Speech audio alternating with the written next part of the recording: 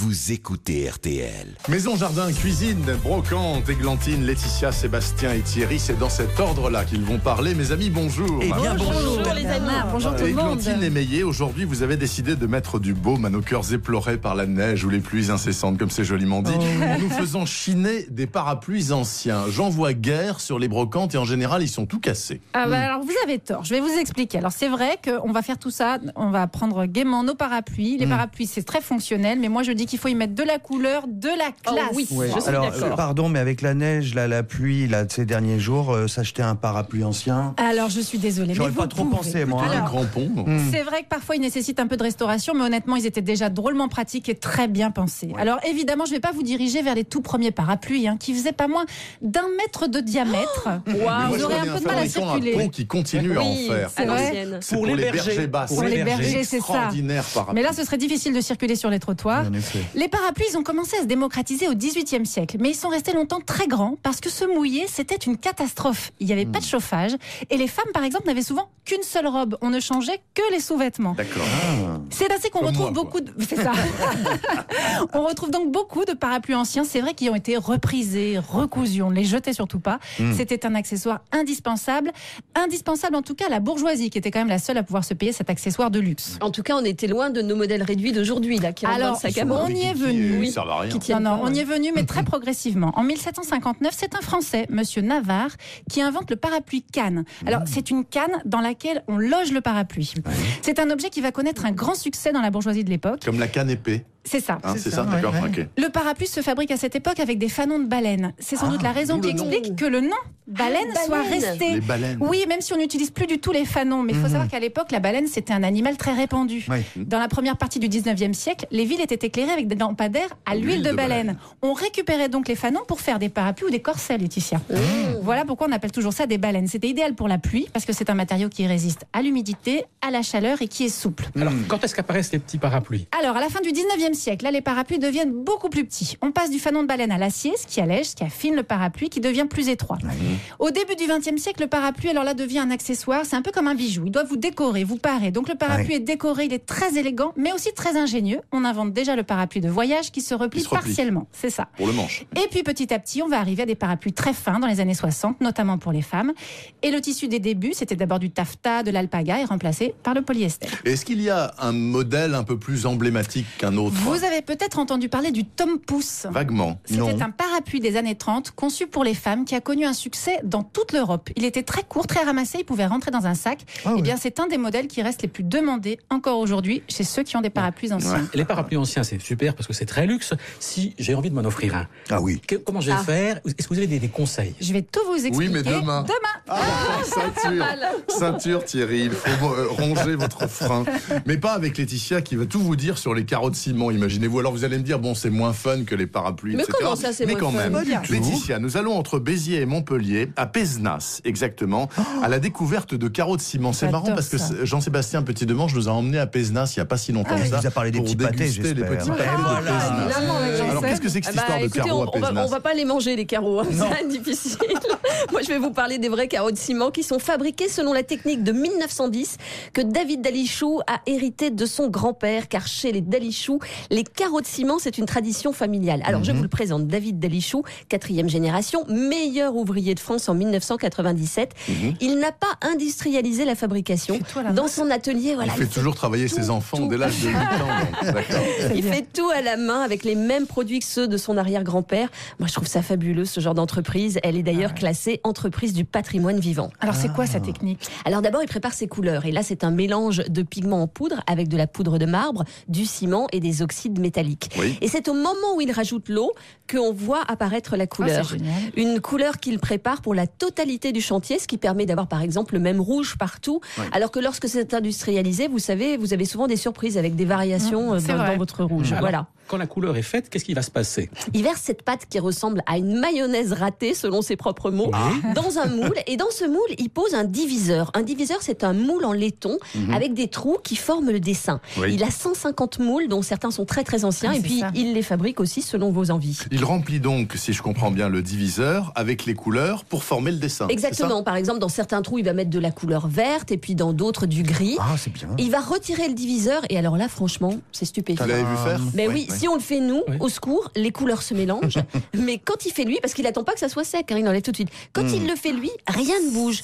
Et donc là, d'un seul coup, on voit un fond vert avec une étoile grise. Dernière étape, il verse une couche qu'on appelle semelle d'usure avec poudre à sécher. Et puis après, il pose un tampon en fonte très lourd sur le moule. Et après, il passe à la cuisson, c'est ça? Eh ben non, pas du tout. Ensuite, il faut des biscottos pour manipuler la presse à balancier qui a 150 ans d'âge. Ça, c'est quoi? C'est une énorme barre avec à chaque extrémité des poids. Et il tourne ça manuellement. Du coup, l'inertie prend de la vitesse et appuie sur les carreaux. Et enfin, quand même, on les cuit quand même. Mais non, il n'y a pas de cuisson pour les carreaux de ciment. Il y a 28 jours de séchage, comme pour la fondation d'une maison. Il lui faut entre 8 à 10 minutes suivant la complexité et le nombre de couleurs pour faire un carreau. Avec cette méthode, évidemment, c'est très différent de ce qu'on voit dans le commerce. Il crée des pièces uniques. C'est pas le même prix du coup. Non, c'est pas le même prix. Les couleurs coulées dans la masse sont garanties à vie et même pour l'éternité. Les carreaux, en plus, ils sont pas mat là. À ce moment-là, ils sont brillants. Et il suffira de passer un bouche-port pour qu'ils résistent à toutes les tâches. Et on peut les voir, les carreaux? Oui, vous pouvez les voir dans son atelier à Pézenas, bien sûr. Mais aujourd'hui, à l'heure de l'apéro. Mais aujourd'hui et demain aussi, il sera à Paris. Il est à Paris sur le salon organisé par Art et Décoration à la Grande Halle de la Villette. Sinon, vous allez le voir sur son site aussi. Des vidéos, c'est très sympa. David Dalichou, D-A-L-I-C-H-O-U-X. Super. Moi, j'adore ce genre d'artisan extraordinaire qui perpétue une tradition comme ça. Vous savez qu'à propos des pâtés de Pézard, je me suis fait engueuler par un copain de Béziers qui me dit: tu veux manger des pâtés avec des cornichons, des pâtés de Pézard? Jamais de la vie. Mais il a raison, le copain. Furieux, il faut te fusiller, etc. Je me suis fait pourrir. La suite, dans un instant. Sébastien et Thierry, chacun dans son domaine, bien sûr. Sébastien pense à nous, il fait froid, il va nous réchauffer la panse d'une manière ou d'une autre. Thierry aussi, d'une certaine manière, puisqu'il nous parle de piment. Ça aussi, ça réchauffe. On va se réchauffer les gosiers. Maison, jardin, cuisine, brocante sur RTL. 9h45. La suite de Maison, Jardin, Cuisine, Brocante. Sébastien, un petit coup de froid, -6, -8, là que dis-je, un gros coup de froid, même ma foi. Et vous voilà faisant chauffer vos fourneaux pour réchauffer nos petites panses transies qui en ont bien besoin. On a besoin de réconfort, on est d'accord? Quoi? Qu'allez-vous mettre dedans? Je vais vous mettre 2 syllabes que je vous ai pas cuisiné depuis un long moment, les amis. 2 syllabes, pas né. Pané. C'est peut dire que moi j'adore. Bernard n'a pas l'air fan. C'est splendide, Bernard, c'est délicieux. Couleur ivoire, ce goût unique. Les vaches aiment beaucoup. Les vaches adorent. Églantine en a tout le temps dans son panier. Mais j'en ai tout le temps dans mon panier. Je les cuisine et ça marche très bien. On est d'accord de ce que vous dites. Vous venez de dire les vaches adorent. Églantine en a tout le temps dans son panier. Le pané dans le panier. C'est un joli prénom pour une vache Églantine. Mais vous avez jamais fait une mousseline avec un petit peu de pommes de terre? Ah non, je l'ai jamais fait en mousseline. Ululé de bonheur. Qu'est-ce que vous racontez, les enfants? Bon, alors au moins Sébastien, il faut faire très attention à l'acheter ferme. Au bout du genou, c'est vraiment plus bon. Ah oui, très important, Thierry. Bien raide le pané, pas trop gros. Sinon, effectivement, les gros, avec leur cœur un peu fibreux, c'est pas terrible. Et ça va aux vaches. Alors, sachez, le pané, ça cuit assez vite. En général, 15-20 minutes, ça suffit amplement. Vous allez pouvoir faire, ça, Thierry, vous qui aimez le pot-au-feu, dans le bouillon, 10-12 minutes avant de passer à table. Quelques gros tronçons de pané, c'est délicieux. Moi, j'aime bien en faire, vous le savez, je vous en ai déjà parlé, des grosses frites au four, comme ça, des frites de pané. Un peu de miel, quelques herbes, quelques épices. Mais là, ce samedi, on va faire de la bonne sous-soupe, les amis. Un velouté de panais très légèrement orangé. C'est bon le pané, non? D'accord. Oui, mais comme on a besoin de soleil en ce moment, on a besoin de chaleur. Vous allez mettre de l'orange dedans? Non, un petit peu de safran.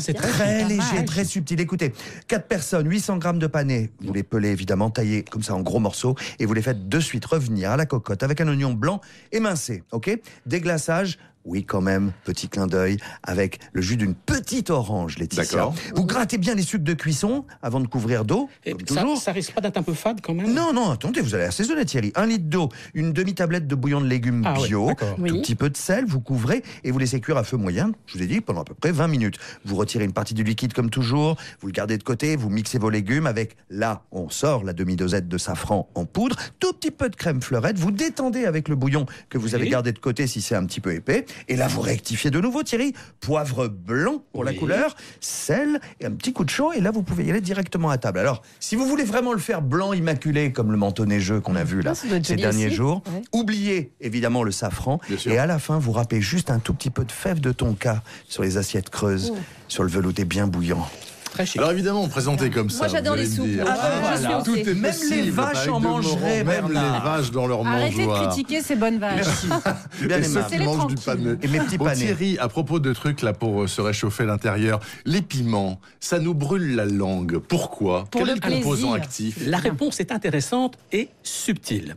D'abord, vous le savez, tous les piments ne piquent pas avec la même violence. Exact. Il y a du gentiment piquant, comme le piment d'Espelette cher à Sébastien. Oui. Il y a l'hyper-violent, le piper X, qui est à peine surpassé par les bombes autodéfense qui brûlent les yeux. Mais c'est vrai. C'est vrai. Oui. Non, mais bien sûr. Et quant à notre brave poivron, vous savez, il pique pas du tout. Or, c'est un piment. Oui, Alors, d'où ça vient cette différence? Pas des graines. De la présence plus ou moins importante d'une substance chimique naturelle dans la chair et surtout autour des graines de piment. La capsaïcine. Capsaïcine. Voilà. Alors, elle stimule sur notre langue les récepteurs du chaud. Nous ne sommes pas vraiment brûlés. C'est juste qu'on a l'impression de l'être. Oui, moi, c'est ce côté piquant, mordant, Thierry, qu'on aime bien en cuisine. C'est quand même pas dangereux. J'en mets des tonnes. Alors, si, c'est dangereux pour certains êtres vivants. La capsaïcine, c'est un poison, pour dire les choses crûment. Un alcaloïde, comme la nicotine et la cocaïne. Alors, heureusement, cette substance n'est pas dangereuse pour l'homme qui s'y accoutume. Au point que le piment, maintenant, c'est l'épice la plus consommée au monde. Mais c'est même très bon pour la santé. Hein. Je me suis laissé dire que dans le sous-continent indien, etc., les gars qui mangent ça toute la journée, ils ont quand même la tripaille. À la fin de leur vie. Faut pas le Alors, en revanche, les insectes ravageurs la craignent, cette substance. De même, les rongeurs qui s'attaquent à nos récoltes. Et aussi les champignons parasites, dont un redoutable qui adore manger les fruits qui poussent pas loin du sol. Et c'est là où l'histoire devient assez captivante. Parce qu'on peut se servir de la capsaïcine pour lutter contre ces bestioles-là, peut-être. C'est ce que je me disais, oui. On se met dans la cave, par exemple, contre les rats. Alors, le champignon dont vous parlez, là, il vient d'où? Il est où? Il pousse dans les forêts humides d'Amérique du Sud, là où pousse justement le piment. Le champignon vorace n'a qu'une seule envie, c'est de dévorer le piment, chair et graines comprises. Donc, les seuls piments qui survivent sont ceux qui sécrètent une énorme dose de capsaïcine. Alors, le champignon les évite, les graines sont donc sauvées, mais quelle dépense d'énergie pour sécréter ce poison défensif. Du coup, ces piments, ils sont un peu malins. Alors, vous nous affirmez tout ça, là, péremptoirement, Thierry, mais on est sûr, c'est béton, hein, ça a été vérifié. On en a la preuve. Car la même espèce de piment pousse aussi hors de la forêt humide, dans les zones sèches, là où ne vit pas le champignon. Du coup, la vie est belle pour le piment. Et il est gros. Exactement, parce qu'il ne gaspille plus ses forces à produire cet alcaloïde. Il est dodu et il devient doux comme un poivron. D'accord. Et alors, qu'est-ce qui se passe dans les zones frontières où il n'y a pas de forêt humide, pas de zone sèche?